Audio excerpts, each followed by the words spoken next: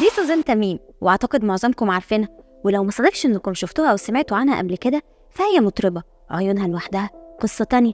اصلها كانت مدوبه ومربعه. زمانك بتقولي وانت زعلانه كده ليه؟ انت بتغيري منها ولا ايه قرو؟ هقول لك انا اكيد بغير، بس دي بالذات عمري ما غير منها، لان نهايتها كانت اصعب مما نتخيل. دي ماتت مذبوحه، ده غير قصه حياتها واللي مسلسل كده بحكاياته.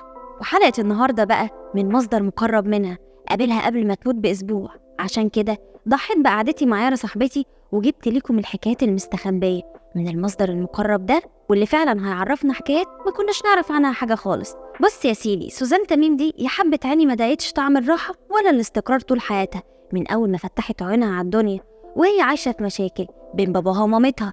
ولما انفصلوا باباها منعها إنها تشوف مامتها وحرمها من حنانها.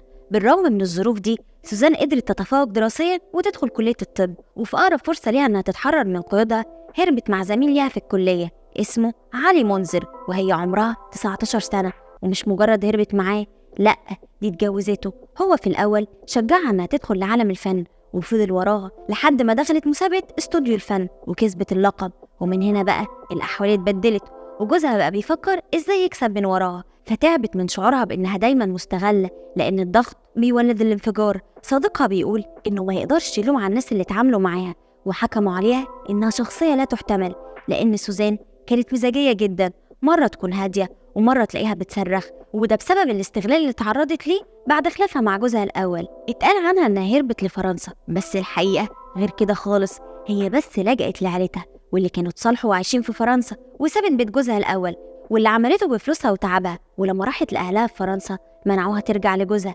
لأنهم من الأساس ما كانوش موافقين على جوازها منه. في الفترة دي بقى كانت بتدور على شغل، وتعرفت على المخرج وصانع النجوم سيمون أسمر. ولأن سوزان كان قلبها طيب قالت يمكن أنا ظلمت جوزي، ورجعت لي من تاني واديته فرصة تانية. ومش كده وبس، دي خلته مدير أعمالها. بس نقول إيه، ابنك على ما تربيه وجوزك على ما تعوديه. المهم في الفترة دي رجعت المشاكل بينها وبين جوزها، فشكت للمخرج سيمون أسمر فخلاها تسافر لفرنسا عشان تريح أعصابها وتشتغل على رواقة في نادي الأوسكار، واللي كان ملك عادل معتوق. وخليكم فاكرين عادل معتوق ده، هتعرفوا قصته بعد شوية. سوزان سافرت المرة دي من غير جوزها مع مامتها، وتعرفت في السفرية دي على عادل معتوق ملك النادي اللي بتشتغل فيه، وبدأت تحكي ليه عن مقاسيها مع جوزها الأول ومشاكلها وكل اللي مرت بيه. عادل اتعاطف معاها ووقع في حبها على الآخر، وفضلوا يعرفوا بعض 4 سنين. خلال ال4 سنين دي سوزان كانت محتاجة شخص ترتاح ليه ويقف جنبها ويحسسها بالقوة في عز ضعفها، وعادل قدر يساعدها إنها تحس بالشعور ده. في الفترة دي سوزان كانت مقوية قلبها بعادل، مع إنها ما كانتش اتطلقت لسه من جوزها الأول رغم محاولاتها الكتير. وفي مقابل حرية سوزان قرر عادل إنه يتجوزها ويدفع عليها مبلغ $1,000,000. نقدر نقول الجزء ده كان صفقة بيع وشراء لبنت من راجل للتاني. سوزان بالفترة دي كانت مرتبطة بعقد إدارة أعمال من سيمون أسمر لمدة 10 سنين. عادل لما عرف حررها من سيمون ومضى عقد معاها مدته 15 سنة بشرط جزائي قيمته $3,000,000. سوزان طبعا وافقت لأنها وثقت فيه، وفعلا عاشت فترة ولا في الأحلام، لدرجة إنها رجعت لبنان ومضت عقد إنتاج مع شركة روتانا وعملت معاهم ألبوم ساكن من خلاله حققت نجومية ونجاح ما يتوصفش. ومن هنا بدأت المشاكل بينها وبين عادل، واللي كان عايزها تعتزل الفن بسبب غيرته عليها، بس دي واحدة كل طموحها الغنى، فرفضت إنها تتخلى عنه ورفضت تتخلى عن أحلامها.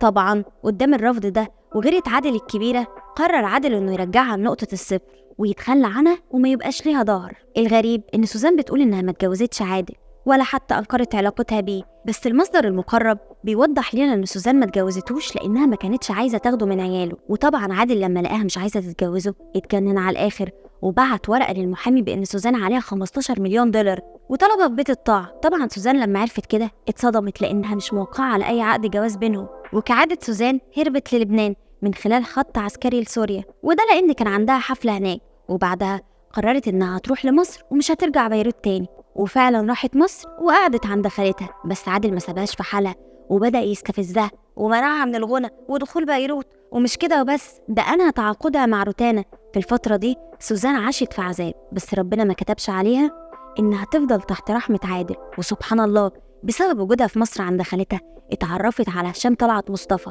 مصباح علاء الدين، واللي هيخلصها من كل مشاكلها. سوزان اتعرفت على هشام لما عاشت مع خالتها في سكن الموظفين في فندق الفور سيزون، ولما عرف هشام بوجودها طلب يشوفها وعرف قصتها وارتبطت بيه المدة بعد ما خلصها من كل أزماتها المادية. المصدر المقرب بيقول إن سوزان كانت بتحب هشام لأنه عمره ما فكر يستغلها، بالعكس ده ساعدها وحررها وشجعها تكمل دراستها وعاشت معاه حياة أشبه بحياة الأميرات. بس سوزان كانت قناعة طول عمرها والفلوس ما زغلتش عينيها وما أجبرتهاش إنها تتجوز من هشام. فلما طلب منها إنها يتجوزوا، سوزان كانت متعقدة من الرجالة وهشام كان راجل شرقي وهي فتاة أحلام شباب جيلها.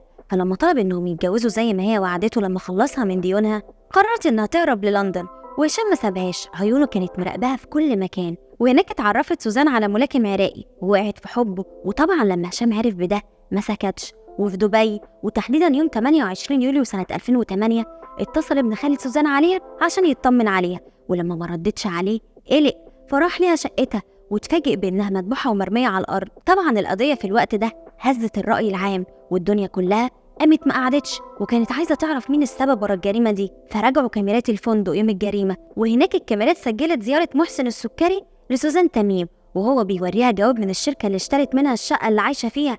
وفي الوقت اللي سوزان فتحت الباب عشان تاخد الجواب خلص عليها. طبعا زمانك بتقول وايه علاقه هشام بمحسن؟ هقول لك، ما هو محسن اتعرف على هشام بعد ما قدم استقالته بجهاز امن الدوله واشتغل في فندق الفور سيزون بتاع هشام. محسن بعد ما انكر انه زار سوزان رجع واعترف وقال انه راح يقدم ليها هديه من هشام لانهم كانوا مرتبطين ببعض ومتجوزين عرفي.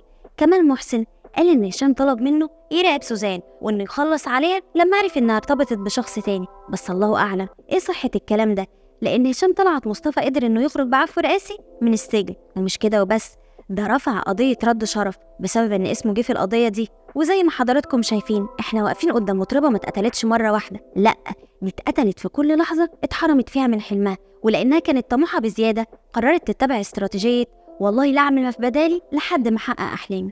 كنت معاكم اروى سامح من فانز كلاب. ما تنسوش تعملوا لايك وشير وفولو سبسكرايب وتكتبوا رايكم في الكومنتس تحت.